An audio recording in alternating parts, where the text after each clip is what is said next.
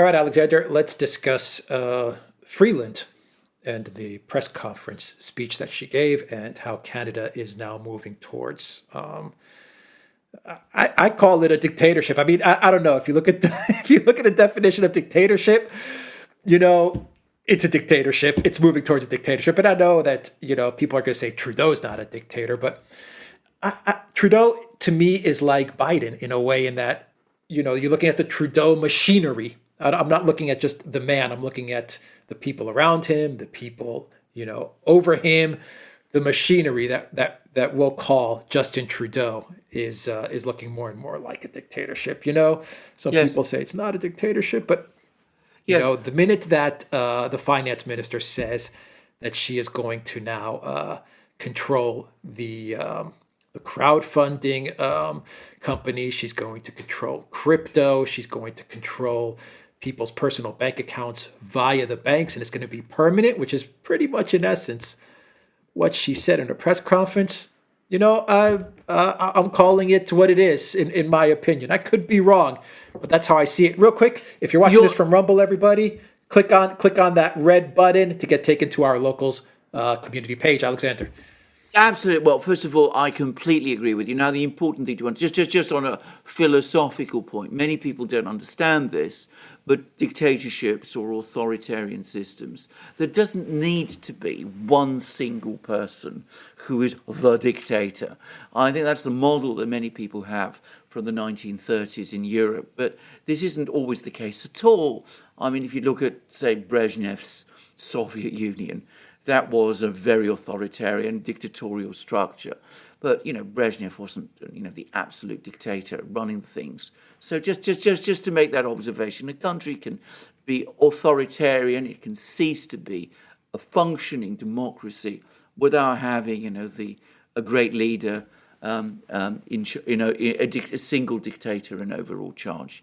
Let's just talk about this. This is unbelievably sinister. This is extraordinary. Now, Trudeau told us when he started to invoke his war powers and that this is all going to be a temporary measure. And along comes Christopher Freeland, and the temporary suddenly is going to become permanent. So they're going to create a centralized system to control crowdfunding sites and other payments sites. That's, in other words, the government taking direct control of how people make private donations. Now, that is something that, again, I never expected to see in a country like Canada, but it is happening. I read about it with astonishment in National Review, by the way, which is a conservative, mainstream, anti-Trump media outlet in the United States. It's far from being, any kind of, all the things that people have been saying, the people who represent the enemy within that Trudeau is talking about. They're nothing to do with all of that. They're absolutely, mainstream.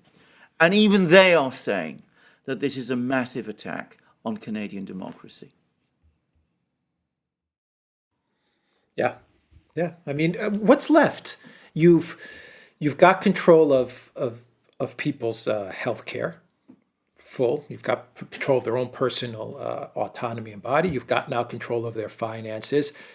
I mean, what is there? The justice system, the judicial system? I mean, I'm trying to figure out what other forms of recourse do people in Canada have anymore. It seems like Trudeau's just taking control of everything piece by piece. Yes, well, exactly. Can I'll just quote the last paragraph from the National Review article. It says, Trudeau's made a promise that the Emergency Powers Act would be temporary. When he announced his invocation of the order, he promised the Canadian people that his expanded authorities would be time-limited, geographically targeted, as well as reasonable and proportionate to the threats they are meant to address. Not a single part of that sentence has proved to be true. That's National Review saying that. But absolutely, this is now going to depend on the courts. What will the courts in Canada do? Will they rise to the challenge? Will they say that this is wrong? Will they say that what Chrysler Freeland and Trudeau are proposing to do violate the terms of Canada's constitution, that they're contrary to human rights? I presume Canada's constitution has a charter of fundamental rights. What will they say? What will they do? It depends on the courts. But of course, if the courts don't answer this challenge, then I don't really see that there's anything to stop this, because when things like this are done, you have to wonder whether elections any longer are going to have the kind of effects that in democracies they are meant to. Because when these kind of restrictions are put in place, well, elections, democratic elections, become impossible. Well, I don't see the opposition parties either, the main opposition parties. I don't see them really too upset with all of this. I mean, No. yeah, they're in Parliament. They've been in session for many days now. I believe 7-8 days consecutive. But they're giving their speeches and they're talking. not doing There's anything. some yelling and some argument, but I don't see anyone in the opposition. Once again, the main parties. I don't see anyone saying this cannot stand. This cannot stand. We will not put up with this. Period. No one is really, expressing those thoughts. And also, there is a large percent of the population.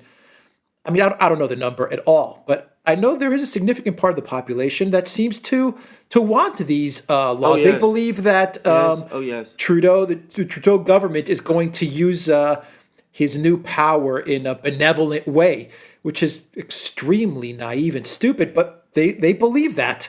So, yes. I mean, I guess that's representative of how dictatorships, come to of power course. as well. I mean, Well, of course they are. dictatorships do have support of a significant part of a population throughout history in order for them to rise to power. Yes, I completely agree with that. I mean, first of all, the political class in Canada, even those parts of the political class would say that they oppose it, have proved completely hopeless. And without some pushback from the political class itself, given the kind of political and social systems that have evolved in the West over the last 30 years, it's all but impossible to see how this can be changed at a political level without a much bigger challenge that we've seen up to now from below. Of course, that challenge may come, and remember, there's going to be economic pressures on people fairly soon to add to all the other social pressures. But if you ask whether this is how democracy dies, yes, it is. It's exactly how democracy dies. Wasn't it some American, I can't remember who it was, who said that that the price of the price of liberty is perpetual vigilance? Well, the people who are there to maintain that vigilance are the judges, the politicians, the political parties. They've all essentially vanished from the scene. Only the elite and the people are left. And the elite are pressing ahead with their attack on the people. If Trudeau succeeds with this, if he succeeds in getting full control of people's finances, Yes. whether it be crowdfunding or crypto or their bank accounts, do you think that this would be something that other countries would adopt immediately in the short or medium term? For example, do you think that the UK would dare to follow along Trudeau's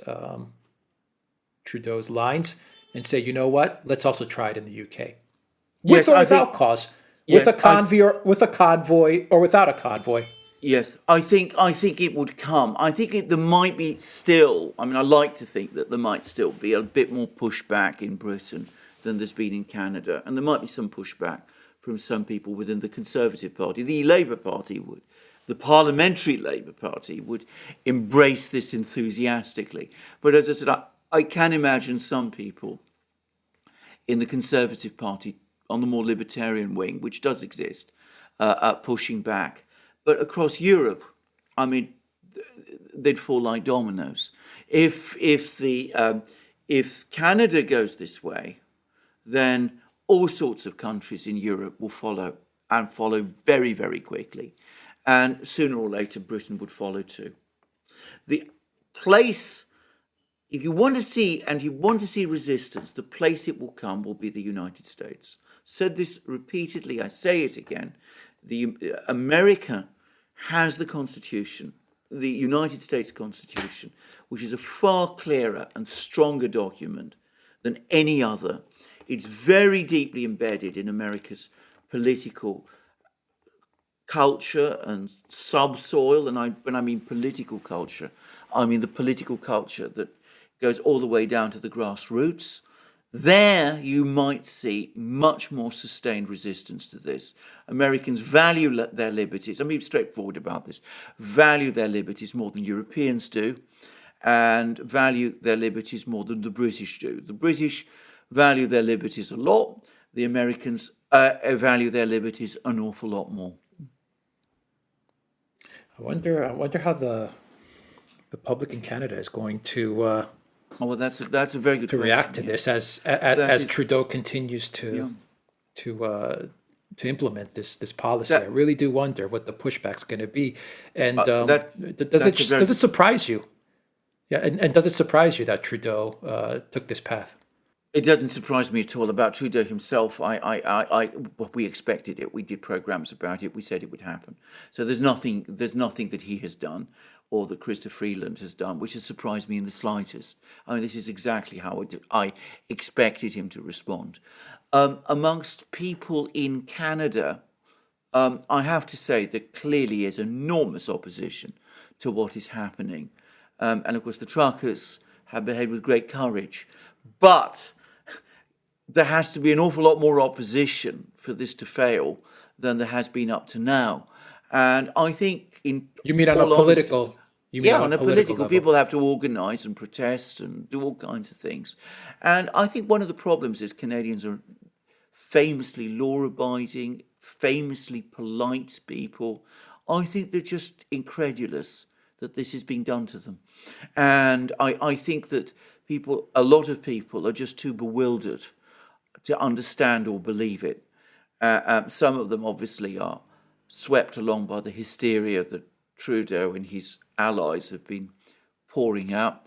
But even many of those people who are opposed to it are just too shocked to know quite yet what to do, because this is so completely different from the Canada in which I think they were brought up in.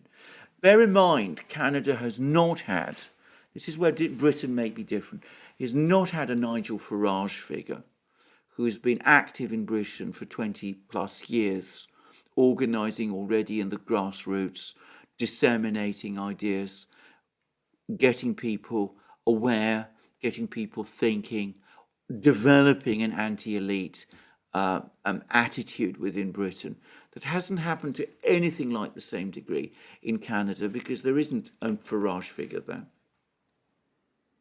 Yeah, I mean, a lot of people point to the People's Party and Barnier, but I think you said it well, that Farage has been doing it in the UK for many, many decades. Many I mean, years. from UKIP and even before that. And, Oh, absolutely. you know, in the EU Parliament, hammering away at the globalists. Yes. Before we even had the Yes. term globalists, he was hammering away at them. Absolutely. Going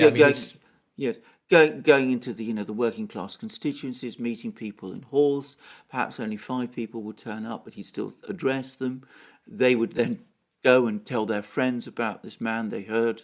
When they met next time socially, or either at work or socially, more people would come. He's been hammering away at these things for decades, and gradually he's built up an understanding and an awareness in Britain. I think in Canada we're far from that point yet, unfortunately. You know what else plays a big role is the fact that people have been so beaten down and worn down by the 2 years of the pandemic Well, that also. that it makes it an opportune time for another power grab while people are still, just trying to get over the past 2 years. Yes. You're kind Yes. of like, oh God, here we go again. This time they're going to go after my money, and you just don't have the will to continue to put up with it. I mean, Yes. I see it in Greece. You get so worn down by these politicians and what they do to you that after a while you just say, you know what, I'm checking out. I've had enough. Absolutely. I just don't want to deal with this anymore. Yes. I completely agree with that. I think that's entirely correct. I think that is exactly right. I think that is exactly what has happened. I think people are tired. People have also become accustomed to restrictions, and people are just weary. I mean, it's coming on top of too many things for them to come out and protest about it. Eventually, they will. I mean, as I said, this isn't sustainable. Nothing like this ever is. I mean, human nature, the course of human events, I think it was the Declaration of Independence once said, eventually means that these kind of things fail and break down. But that we've come to this point in Canada, it fills one with foreboding. And this latest decision by Freeland as a centralised control of crowdfunding, I mean, this is just, it's just so astonishing. I can't believe it. I mean, just to give an example, I mean, how would Julian Assange or Craig Murray, Canadian versions of those, raise funds in court cases? They raise funds through crowdfunding. If they can't do that, how can they defend themselves, given the extortionate costs of legal proceedings?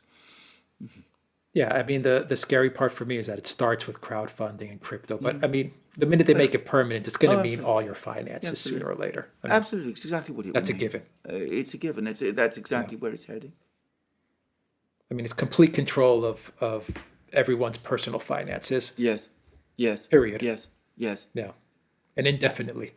yes. So yeah, it's not over yet. I mean, the convoys, the freedom convoy, the spirit of it all, and it's still, it's still active. So we'll see. It's not a surprise this came from Freeland either.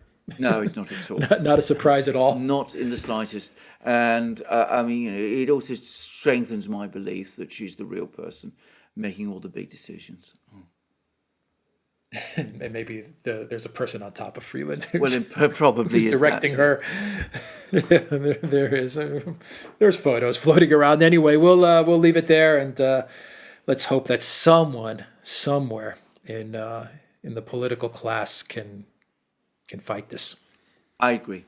I totally agree. Yeah. If you're watching this from Rumble, everybody, you'll see a red maroon button up top. Click on that button, and please join us on Locals.